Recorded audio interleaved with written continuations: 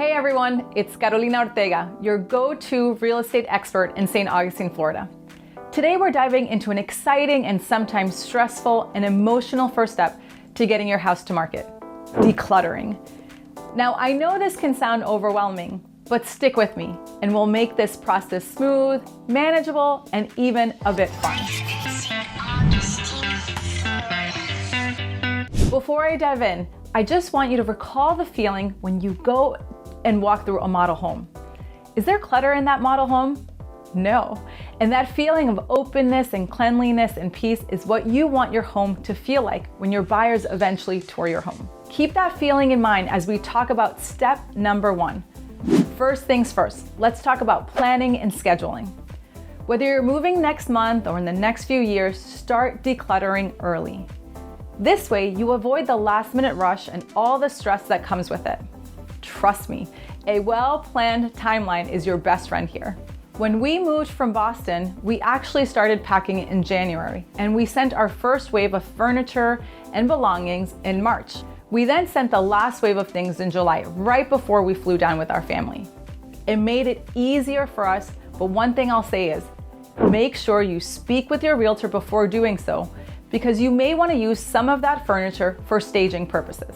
But we'll talk about that stage in another video. Now let's be real.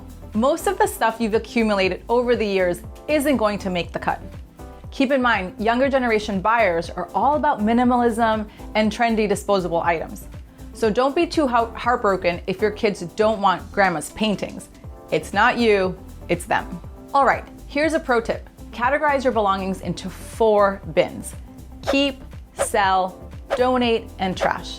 Start packing up what you want to keep early. And remember, decluttering isn't just about moving things around. It's about simplifying your life for the long run. Thinking about selling some items? Facebook Marketplace is your best bet. It's safer than Craigslist, and you'll reach a lot more potential buyers. Be ready, it can feel like a part-time job.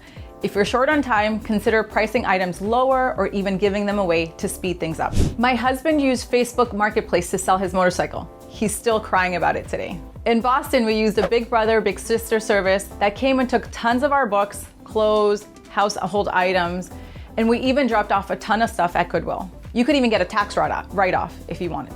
And if you have a lot of items, services like Caring Transitions can manage estate sales and handle everything for a fee. Do you have trash? Use services like Home Depot's baggers for an easy disposal, or hire help through TaskRabbit. And hey, if you're moving, neatly stacked boxes in the garage or basement are totally fine. Buyers get it, you're moving, and it all is part of the process. Decluttering can be tough emotionally.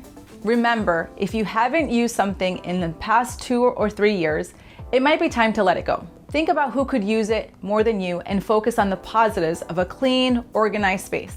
I know it was difficult for my husband to let go of some of the kids' school or artwork, but we decided to keep the top 3 items for each that we loved and trashed the rest. Come up with a plan and stick to it. So there you have it, your first step to preparing your home for sale. With a solid plan, realistic expectations, and a bit of effort, you'll have your home looking its best in no time. If you found this helpful, don't forget to like, subscribe, and hit that notification bell. And if you're ready to sell your house, give me a call. I'm here to make your real estate journey as smooth and successful as possible. See you next time.